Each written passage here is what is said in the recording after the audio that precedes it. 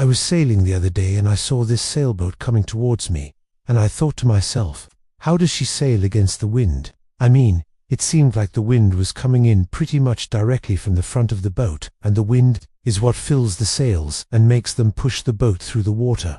So if the wind is coming head-on like that, how is it possible for the boat to sail? How could there be any windage to fill the sails if the wind is coming directly head-on? And so I wanted to make this video to explain exactly how that's possible. The first thing that we need to understand is just the very basic mechanics of how sailing works, which is that these sails are angled in such a way that they catch the wind, and the wind literally fills the sail and pushes it like a giant wing or an airplane wing or anything else that catches the wind and pushes it through the water.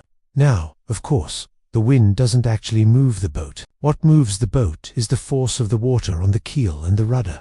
But the wind is what drives the sails, which then creates a force on the keel and the rudder, which then propels the boat forward. So if the wind is coming from the front of the boat, how can the boat possibly move forward at all? Well, let's talk about what happens when the wind is coming from behind you. This is the easiest scenario to imagine. The wind comes in behind you and it fills your sail and it pushes it forward. That's what moves the boat forward. But then what happens if the wind starts coming in from an angle? Well, if the wind comes in from an angle, the sail will still catch it and push the boat forward, but now the boat will also be pushed sideways. The sideways force is not what moves the boat forward. That's actually just wasted energy. What moves the boat forward is this component of the force right here. This is called your lift, and this is what propels the boat forward. This is why boats always try to sail as close to the wind as possible. We want to maximize the amount of lift and minimize the amount of wasted energy going sideways. Now, of course, you can see that as the wind comes more and more directly from the front of the boat, this component becomes less and less, and eventually it becomes zero. And when that happens, the boat can't go anywhere. In fact, most boats won't even go off in this condition, because there isn't enough lift to keep the boat upright. The boat will just go sideways with the current, or sideways with the tide. It'll just go sideways. Most boats can't sail with the wind coming directly from the front. But now, if we add one additional component to this equation, it changes everything, and that is hull shape. If we have a perfectly shaped hull, the hull will push the boat forward and prevent it from going sideways. We're still only catching wind on the front side of the sail, but now we have this hull that's pushing us forward. And that means that we can point our nose into the wind a little bit, and now we can begin to catch some wind again, because the wind is hitting this portion of the sail right here. And if the hull is shaped properly, the boat will move forward. Of course, the further the wind comes from the front, the less lift we get out of the sail, but we do get a little bit of lift, and that's why the boat can move forward. One really interesting thing about this is that the amount of leeway that a boat goes off is directly proportional to the amount of windage on the sails. So if I take my boat out and I start sailing with the wind coming in from 45 degrees, the boat will go off maybe 10 degrees to the right. But if I take twice as much sail area and put it on the boat will still only go off 10 degrees to the right. What this means is that no matter what the wind does, a well-shaped hull will minimize the sideways motion. And if you take more sail and more wind, it doesn't make the boat go off more. The boat will still only go off by whatever the hull is designed to allow it to go off by. Okay, so we've talked about how hulls help reduce leeway, but the other component is lateral resistance.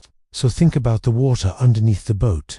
When the water underneath the boat is moving forward, it has a certain amount of grip on the boat. So if the water is moving forward and I try to move my hand backwards, it's difficult to do so. However, if the water is moving forward and I try to move my hand forward, it's easy to do. The water has grip on my hand going backwards, but not going forwards. And this is why the water beneath the boat provides lateral resistance. When the water is moving forward beneath the boat, it has grip on the boat, and it prevents the boat from going off too far. Of course, there's friction and stuff like that, but just for the sake of discussion, let's pretend that there's no friction. Let's pretend that the water just stops dead in the tracks and doesn't move at all. Even in that case, the boat will still have a certain amount of lateral resistance. Because of the shape of the hull, water wants to flow forward.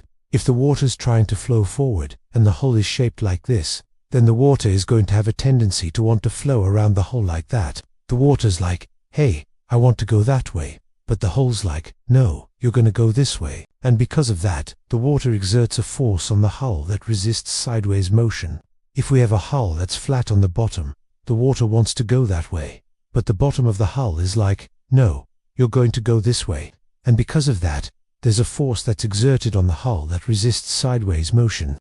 And this force, of course, needs to be equal and opposite to the force of the water on the sails, because otherwise the boat would just go sideways. So when we have a boat that's sailing with the wind coming from the front, what's happening is we have the wind coming in like this, but the water is exerting a force on the keel that's equal and opposite to the force of the water on the sails. And the same thing is happening on the back side of the boat. Because of that, the boat is able to stay steady and not go off too far to one side or the other. And the reason that this is important is because if we didn't have any lateral resistance, what would happen is the water would just push the boat off to the side, and then the wind would completely stop hitting the sails, and then the sails would have no purchase on the water, and the boat would just stop dead in its tracks. But because we have lateral resistance and hull shape that minimizes leeway, the boat is able to stay on a steady course, even when the wind is coming from directly ahead. Now, of course, the further the wind comes from directly ahead, the less lift we get out of the sails, and therefore, the slower the boat will go. But it's still possible for the boat to go forward, and that's why you see boats sailing with the wind coming directly from the front. One final note is that this whole discussion is assuming that the wind is coming from directly ahead or directly behind. But of course, that's not always the case. Sometimes the wind comes from somewhere in between, and that changes things a little bit. But the main principles we've discussed here still apply. The hull shape and lateral resistance allow the boat to stay on a steady course and not go off too far to one side. And the closer the wind comes to being directly behind or directly ahead, the less leeway the boat will experience. In fact, if the wind is coming from directly behind, then the boat won't experience any leeway at all. It'll go exactly in the direction that it's pointing because there's no force trying to push it sideways. Anyway, I hope you enjoyed this video, and I hope it gave you a better understanding of how boats are able to sail when the wind is coming from directly ahead. If you're interested in learning more about sailing, be sure to check out the rest of my videos. Thanks for watching.